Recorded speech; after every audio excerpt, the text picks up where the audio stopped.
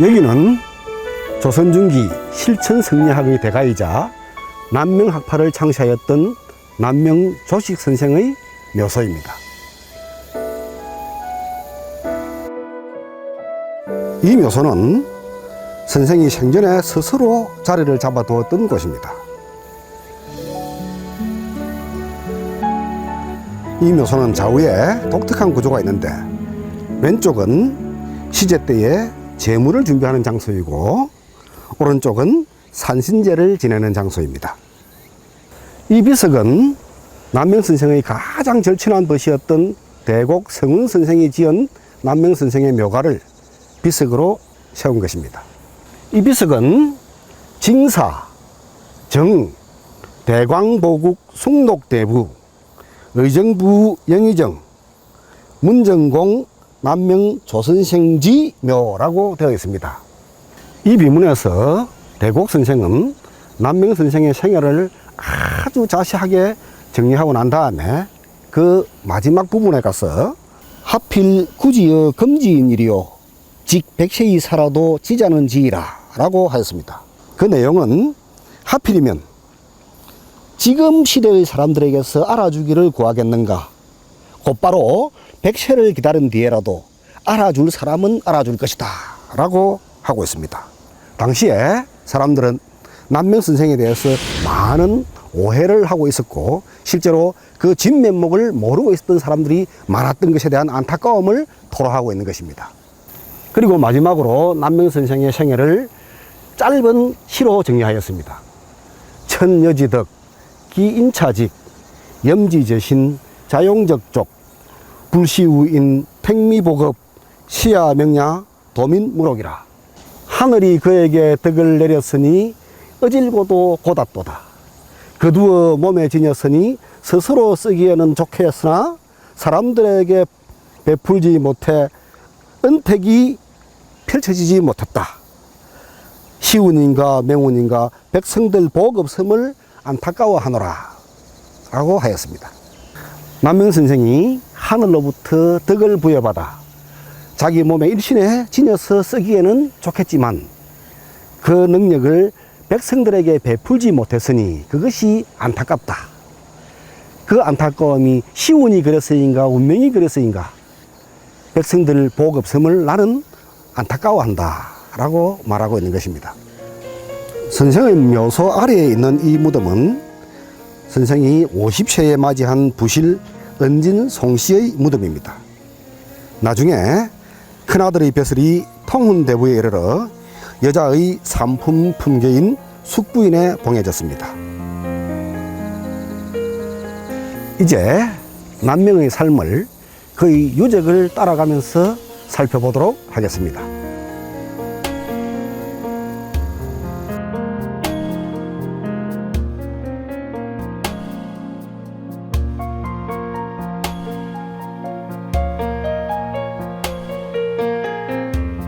이곳이 바로 난명선생이 태어나신 곳입니다. 1501년 6월 26일 아침 8시경에 이곳에서 태어나셨는데, 이곳이 바로 외가집입니다. 그 전에 어떤 술사가 이 마을을 지나면서 dak디해에 이 집에서 사내아이가 태어난다면 큰 인물이 될 것이라고 예언을 하기도 했었습니다. 태어나던 당일날에는 마을 앞에 있는 저 우물에서부터 산실까지 무지개가 뻗쳤다고 전하고 있습니다. 난명선생이 4살 때에 아버지께서 과거에 급제하였습니다. 그리고 같은 해에 임금님이 직접 주관하는 정시에서는 장훈을 하게 됩니다. 그래서 이후로는 서울의 장위동으로 이사하여 살게 됩니다. 그 무렵에 난명선생은 동고 이중경 형제, 대곡 성운 형제 등과 벗으로 사귀면서 그 우정이 평생 변하지 않았습니다. 17살 되던 해에는 아버지께서 함경도의 단천군수로 제수되었습니다. 아버지 임지를 따라서 그곳에서 생활하면서 첫사랑을 경험하기도 하였습니다.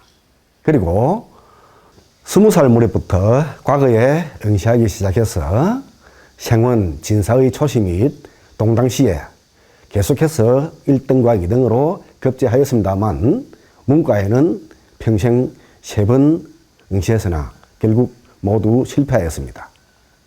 그리고 그 무렵인 22살 때에 김해의 토호 집안인 남평조씨 집안에 장가를 들게 됩니다. 과거 공부에 열중하던 27살에 아버지께서 세상을 떠나시게 됩니다. 3년상을 마친 후에 자굴산에서 공부에 매진하였지만 집안이 너무나 가난하여 어머니를 동양하기 위해서 부유한 처가가 있는 김해로 입사해서 산해정을 짓고서 학문에 전념하게 됩니다.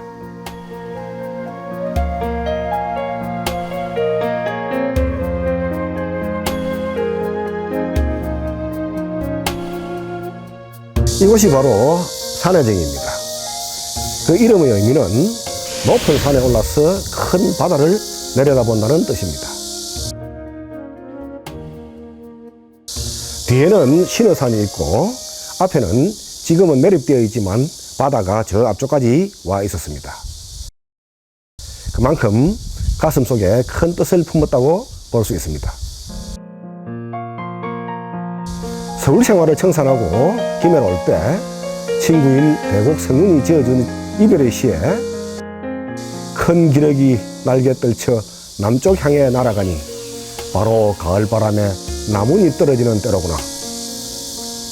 마당 가득한 곡식 달과 오리 쪼는데 푸른 구름 하늘가에서 스스로 배고픔을 잊는구나 라고 하였고, 또 그 무렵에 서울의 집을 자행에게 넘겨준 것으로 보아 난명은 그 당시 이미 배설의 길을 완전히 끊었던 것으로 볼 수 있겠습니다. 산해정의 낙성식을 맞이하여 벗들이 전국에서 이곳으로 모여들었습니다. 이 상황을 두고 사람들은 하늘의 덕성이 다 모였다고 할 정도였습니다. 난명은 이곳에서 낙동강 연안을 중심으로 조선 개국과 더불어 낙향한 사련파의 한 전통과 만나서 그 학풍을 계승하였습니다. 그 중심 인물들이 삼족당 김대유, 송계 신계성, 황강 이희안 등과 같은 인물들이었는데, 그들과 종료하면서 문물을 함께 중시하는 실천성리학을 확립하게 되었던 것입니다. 또한 이곳은 남명학의 핵심인 경의사상을 정립하는 토대가 되었으며 이로써 거의 출처 의리정신이 확립된 곳이기도 합니다. 벼슬길을 완전히 포기하고 오직 학문에만 전념할 마음을 굳힌 것입니다. 그러나 아이러니하게도 38세 때부터 그에게는 계속하여 평생 13차례에 걸쳐 조정에서 벼슬을 내리게 됩니다. 하지만 그는 단 한 번도 벼슬에 나가지 않았고, 이렇게 그는 조선시대 처사의 전형을 보여주었던 것입니다.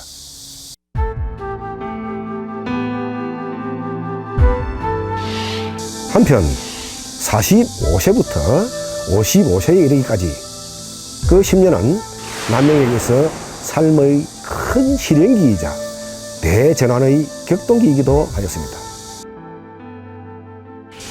44세에는 늦게 얻은 아들이 9살의 나이로 요절하게 되고, 45세에는 을사사화로 이림, 성우, 곽순 등 절치한 벗을 잃게 되었으며, 그 해 겨울에는 어머니마저 돌아가시게 되었던 것입니다.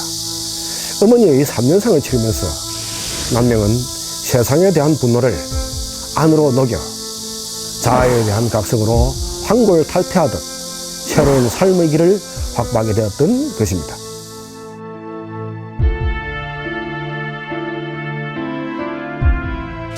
여섯 개를 포기한 남명의 삶을 지탱한 것은 부인의 내조 덕분이었습니다. 남명의 부인은 아들과 딸을 각각 하나씩 두었지만 아들은 일찍 요절하였고 딸은 나중에 김행에게 출가하였습니다. 나중에 그 딸은 아들을 낳지 못하고 딸만 둘을 두었는데 남명이 두 외손녀를 각각 동강 김용과 망우당 곽죄우에게 시집 보내게 됩니다. 지금 정경 부인의 무덤은 격에 어울리지 않게 초라한 모습으로 산해정의 앞산에 딸의 무덤과 나란히 있습니다.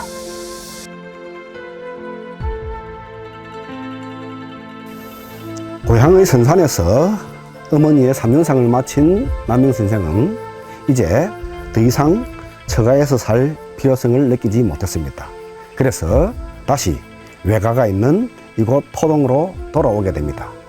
원래 이 집은 판현에 있었는데 아마도 남명 선생의 부친께서 세상을 떠나신 이후 어머니의 친정이 있는 이곳으로 이사를 온 것으로 추정이 됩니다. 이곳 토동은 인천 이시의 집성촌이었고 남명 선생의 외가는 그 중에서 종가댁이었습니다. 이곳에는 선생의 아우인 환이 이미 살고 있었습니다. 48세에 토동으로 돌아와 살림집인 개부당을 저 건너편에 짓고 또 본격적으로 제자들이 찾아오기 시작해서 강학의 장소로 여기에 내령정을 짓게 됩니다. 개부당은 말 그대로 닭이 알을 품는다는 뜻이므로 내면적 성찰을 통한 학문의 완성을 지향한다는 말이 되겠습니다. 내령정은 장자에 나오는 말로서 희동처럼 가만히 있다가 용처럼 드러나고 연모처럼 고요하다가 우레처럼 소리친다는 뜻인데 여기서 내와 용을 취하여 지은 이름으로 안으로 완성된 학문을 밖으로 표출한다는 말입니다. 그래서 이 건물들은 남명사상의 핵심인 경과 의를 상징하는 이름으로 지어졌으며 이를 그림으로 크게 그려서 방 안의 벽에 걸어두고 제자들을 가르쳤습니다. 특히 이 내령정은 신명사도와 같은 모양으로 지어진 건물입니다. 그리고 바로 그러한 남명학의 핵심은 55세 때의 상소문인 을묘 사직소에서 잘 드러나고 있습니다. 단성 현감을 제소하자 이를 사직하면서 올린 상소문은 그야말로 우리 역사에서 전무후무할 정도로 격렬하면서도 충정을 가득 담았으며 무엇보다도 목숨을 건 외침이었습니다. 당시 절대 권력자였던 문정왕후를 깊은 궁중 속의 한 가부로 명종임금을 나이 어린 외로운 왕이 계승자로 호칭하여 조야의 일대 풍파를 일으켰던 것입니다. 이 상소는 당시 사화의 여파 속에서 선비들의 사기가 크게 꺾여 있는 상태에서 다시금 선비들의 언로를 여는 기폭제가 되기도 했습니다. 또한 이 무렵 남명은 지리산을 11차례 이상 오르는 등 만년에 거처할 곳을 찾기도 하면서 이곳저곳에 거주하고 있던 벗들을 방문하는 여행도 많이 하였습니다. 남명의 지리산 여행기인 유두려록은 산수유람록의 전형을 보여주는 명문장으로 알려져 있습니다. 남명이 토동으로 돌아왔을 때 김해의 부인은 함께 오지 않고 김해의 재산을 관리하면서 남편을 구원하였습니다. 그래서 남명은 나이 50에 후실을 맡게 되었고 이 후실로부터 3남 1녀를 얻어 집안의 대를 잇게 되었던 것입니다. 이 후실 부인은 은진송씨인데 자식을 엄격하게 교육시켜 올바른 길로 이끌었고 그 자식들이 나중에 벼슬에 나가 대부에 이르게 되어 숙부인이라는 호칭으로 봉해지게 되었던 것입니다.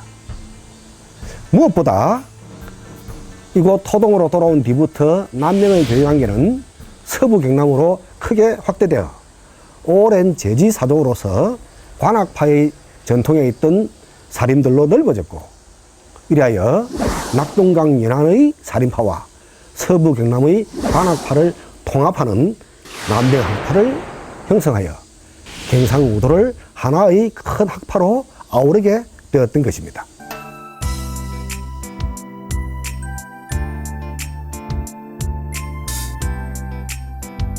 환갑을 맞이한 남명 선생은 두 가지 이유로 그 철을 지리산 자락으로 옮기게 됩니다. 첫 번째는 지리산을 너무나도 좋아했던 남명 선생이 만년에 살 곳으로 이미 마음에 계획하고 있었던 것이며, 둘째는 적자가 없었던 남명이 집안의 계승권을 아우에게 넘겼기 때문에 더 이상 고향에 거주할 필요가 없어졌기 때문이기도 합니다. 지리산 자락의 덕산으로 들어온 남명은 살림집으로 내룡사를 짓고서 벽에 내룡의 모습을 크게 그림으로 그려 두었으며, 덕천강 강가에는 강학의 장소로 산천제를 지었습니다. 산천제는 주역의 대축교에서 그 이름을 따온 것으로 하늘이 산 속에 있음을 뜻합니다. 남명은 평생 벼슬에 나가지 않아 국가와 백성을 위해서 실질적으로 도움이 된 것이 적었습니다. 이에 그는 인생의 마지막을 교육을 통해 제자를 길러 다음 세대에 그들이 나라를 위해 크게 쓰이도록 하는 것을 목적으로 삼았던 것입니다. 이곳에서 경의학을 완성하고 수많은 제자를 길러 뒷날 국가의 동량으로 키워냈으니 덕계옥은, 수당 최영경, 내암 정인홍, 동강 김우홍, 한강 정구, 약포 정탁, 대소원 조종도, 송암 김면, 망우당 곽재호 등이 대표적인 인물입니다. 그들 중에는 벼슬에 나가 조정에서 중추적인 역할을 한 인물도 있으며, 무엇보다도 인민나라를 당해서는 한 스승에게서 배운 50명이 넘는 제자들이 의병장으로 걸게하여 목숨을 걸고 나라를 구하는 데 앞장섰으니 인류 역사에서 이와 같은 사례는 일찍이 없었던 일입니다. 남명학의 핵심인 경과의는 오늘날 말로 맑은 마음과 옳은 행동이라고 할 수 있습니다. 아는 것을 행동으로 옮겨 실천하는 지성인, 바로 그것이 남명이 가진 교육 철학이었습니다. 남명의 이러한 사상은 평소에 그가 허리에 차고 생활하면서 늘 스스로를 경계하는 도구로 삼았던 성성자와 경의금이 잘 표현해주고 있다고 하겠습니다. 남명이 을묘사직서에서 깊은 궁궐 속의 한 가부에 불과하다고 말했던 문정왕후가 세상을 떠나고 명종이 이제 다시 남명을 상서원 판관에 제수하게 됩니다. 이에 남명은 한 번쯤은 임금을 직접 만나 자신의 뜻을 밝히는 것이 도리라고 생각하여 한양으로 가서 임금을 만났습니다. 남명은 열흘간 서울에 머무면서 임금도 만나서 자기의 뜻을 개진하고 전국의 수많은 선비들과도 회동을 하였습니다. 그리고서는 불과 열흘 만에 다시 산천제로 돌아오게 됩니다. 명종이 승하하고 선조가 17살의 나이로 즉위하여 다음 해에 국가의 원로들에게 국정을 위한 자문을 구했는데 남명도 이에 응하여 무진봉사라는 상소를 올리게 됩니다. 남명은 이 상소에서 서리 망국론을 설파했는데, 당시의 나라 실정은 관청의 실무를 맡고 있는 아전, 즉 서리들이 권력을 전횡하여 나라가 위기에 처해 있고 결국은 그들의 횡포로 인하여 나라가 망하게 될 것이라고 강조하였습니다. 남명의 이러한 견해는 그대로 적중하여 조선은 결국 아전들의 횡포로 인해서 망국의 길에 접어들게 되었던 것입니다.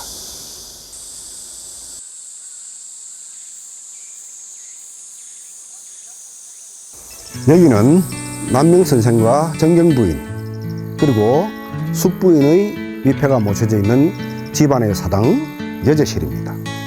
여기서는 세 분의 기일과 설날 및 추석 그리고 동짓날 등 1년에 6번 불천이 제사를 드리고 있습니다. 여기는 남명기념관입니다. 2001년 남명선생 탄신 500주년을 기념하여 건립이 추진되었고 2004년도에 개관을 하였습니다.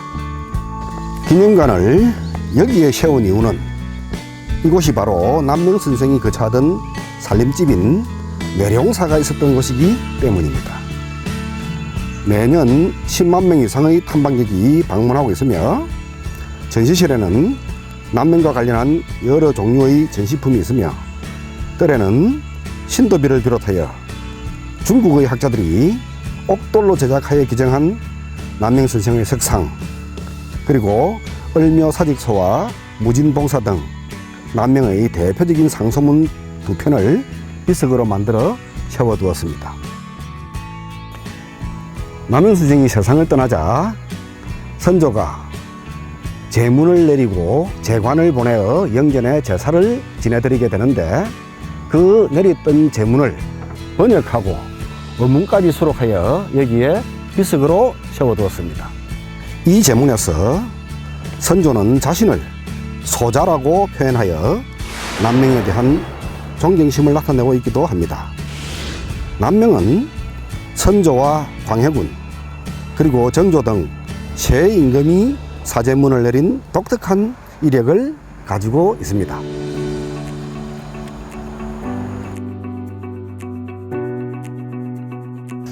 남명선생이 거주하였던 김해, 삼가, 덕산에는 모두 남명선생을 모시고 있는 서원들이 있는데 모두가 사액서원입니다. 현재 김해의 신산서원은 산해전 건물을 확장하여 1999년에 중건하였으며 사당에는 남명선생과 가장 절친한 벗인 송계 신계성의 위패가 함께 모셔져 있습니다.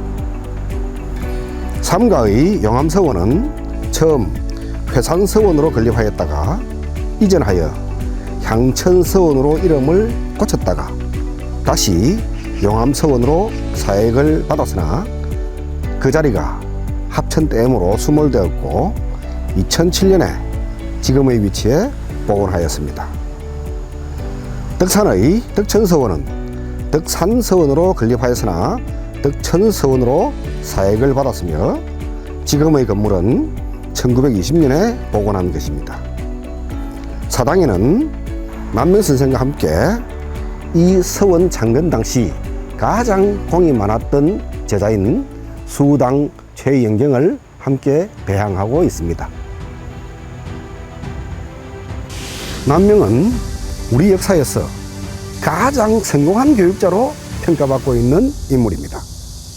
경의사상을 학문의 바탕으로 확립하고 충체의 절개를 지켜 선비정신의 정형이 되었고 눈물을 흘리며 백성의 삶을 걱정하였고 목숨을 걸고 지금하는 상소를 올려 사림의 언로를 열었으며 무엇보다도 국난을 당하여 50명 이상의 제자들이 목숨을 걸고 의병장으로 걸기하여 나라를 구하는 데 앞장서서니 역사에 길이 남을 인물이라 하겠습니다.